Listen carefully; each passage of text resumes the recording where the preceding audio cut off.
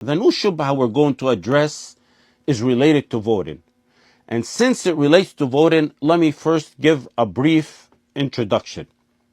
We warned both in summary and in detail over the past 3 decades about the dangers of accepting democracy or participating in it in any way, because it's a religion of kufr. And among the ways to participate in the kufr of democracy is voting. Voting is a sha'ira of that kufr. Just as one should safeguard themselves in the West from other religions, from falling into other religions, and avoid participating in their kufr practices, the same applies to the religion of democracy. Voting is participating in the kufr of democracy.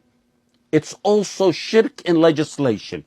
Allah subhanahu wa ta'ala says, أَمْ لَهُمْ شُرَكَاءُ شَرَعُوا لَهُم مِّنَ الدِّينِ مَا لَمْ يَأْذَنْ بِهِ اللَّهُ. It's placing people, it's placing creation in positions where they exercise acts of rububiyyah and uluhiyyah over other creation. اتخذوا أحبارهم ورهبانهم أربابا من دون الله. Allah subhanahu wa ta'ala says, وَلَا يَتَّخِذَ بَعْضُنَا بَعْضًا أَرْبابًا مِن دُونِ اللَّهِ. If one's under ikrah, we would address this differently. However, who's under ikrah to vote in the West? Shanqiti, the author of Adwa al-Bayan, rahimahullah ta'ala, said shirk in legislation and shirk in ibadah are one and the same. There's absolutely no difference between them.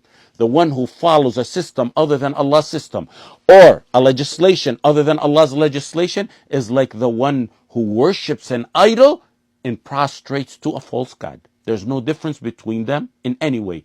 They're both the same. They're both shirk.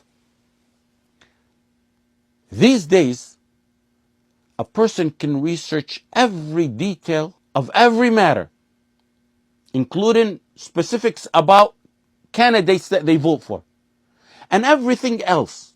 It's all at the click of a button.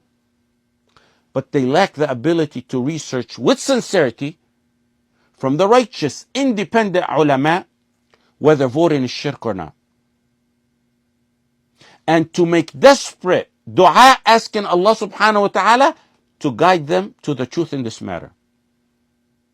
As we're doing today, when doubts arise, the ulama have debunked them. There's no excuse in this day and age not to research and know the truth about these serious matters, because it's your Jannah in Jahannam that we're talking about. And let me say, beyond the tawheedic fundamental matter pertaining to the issue of voting, how can one who fears Allah subhanahu wa ta'ala cast their vote for someone whose hands are stained with the blood of Muslims, knowing that they will continue to commit various crimes against Muslims? Don't play dumb. Ever since the Ruwaybida leaders of Dalala in the West began to treat voting as if it were the 6th pillar of Islam a couple of decades ago, show me a single president during that time, or even double that time in the past 40 years, whose hands aren't stained with the blood of Muslims. And if they're unaware, we can enlighten them. Their vote is placing someone in power who will commit numerous, various types of injustices against Muslims.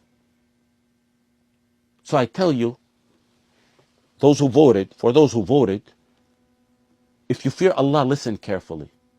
With your vote, this is beyond, aside from the tawheedic matter. With your vote, be prepared to face the consequences of the crimes of who you put in power when you stand before Allah subhanahu wa ta'ala. وَمَنْ دَعَا إِلَى ضَلَالَةٍ كَانَ عَلَيْهِ مِنَ الْإِثْمِ مِثْلُ آثَامِ مَنْ تَبِعَهُ لَا يَنْقُصُ ذَلِكَ مِنْ آثَامِهِمْ شَيْئًا.